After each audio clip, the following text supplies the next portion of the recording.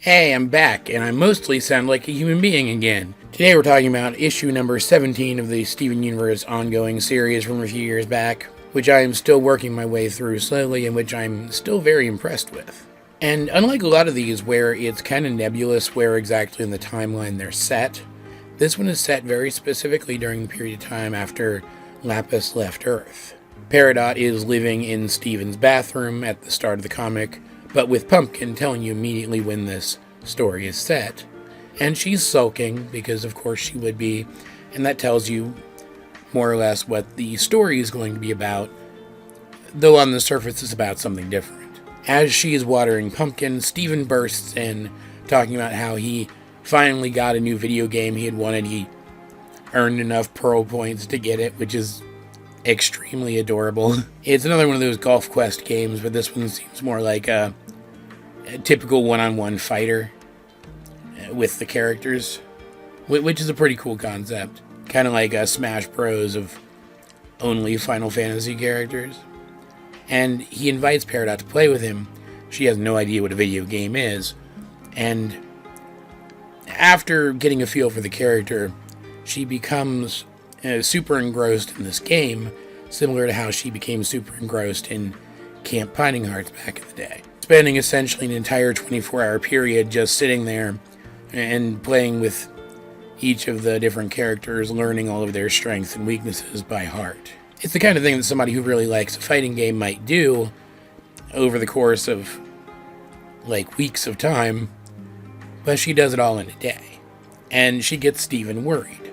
So he goes to the other gems and talks to them about it, and they recognize that what she's doing is unhealthy, and decide, kind of like how Steven tried to break Garnet of a similar obsession with a video game back in the day, to try to snap her out of her trance by defeating her at the game, which is of course easier said than done, because she has studied all the strengths and weaknesses of these characters. So each of the gems give it a try.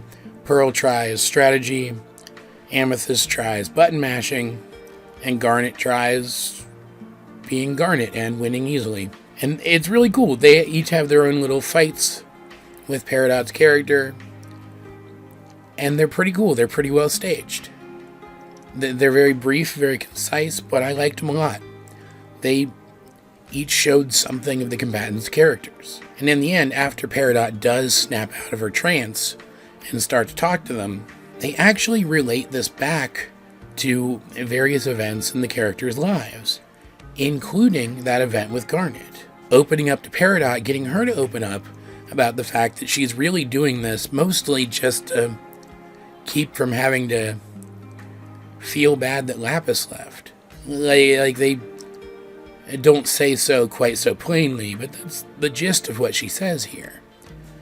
Leading to the other characters reminding her that they're here for her, that she doesn't have to deal with her problems herself, that she has all of them. And they spend the rest of the evening playing other games, though at a healthier pace, and eating pizza, and it seemed like it would have been really fun. And I enjoyed this one a lot. I thought this was a fantastic issue. I could see this being a character-focused filler during that period of the show when Lapis had left. Like, I could see this animated and slide right in there, and it would feel entirely in place. It had so many references to continuity. I think this might be overall the most well-done issue of the comic so far. The art was pretty par for the course for these comics, so if you haven't been impressed with the art so far, this isn't going to change your mind, but I thought it looked fine. And the story was just great. It was a great little story. And the cover of this one's actually appropriate, because the final showdown was Peridot versus Garnet, and the cover of this one shows them picking themselves as video game characters on a character select screen. So, for once, the cover of one of these comics actually had something to do with the contents. Not directly, but more directly than any of the previous ones. And it's a pretty banging looking cover anyway, just in general. This was just super solid. Like, I'm trying to think of some faults to, I don't know, counterbalance how much I've been gushing about it. I can't think of any. Read this one if you haven't. It's definitely worth it. Of course, though, if you have read Steven Universe Ongoing issue number 17,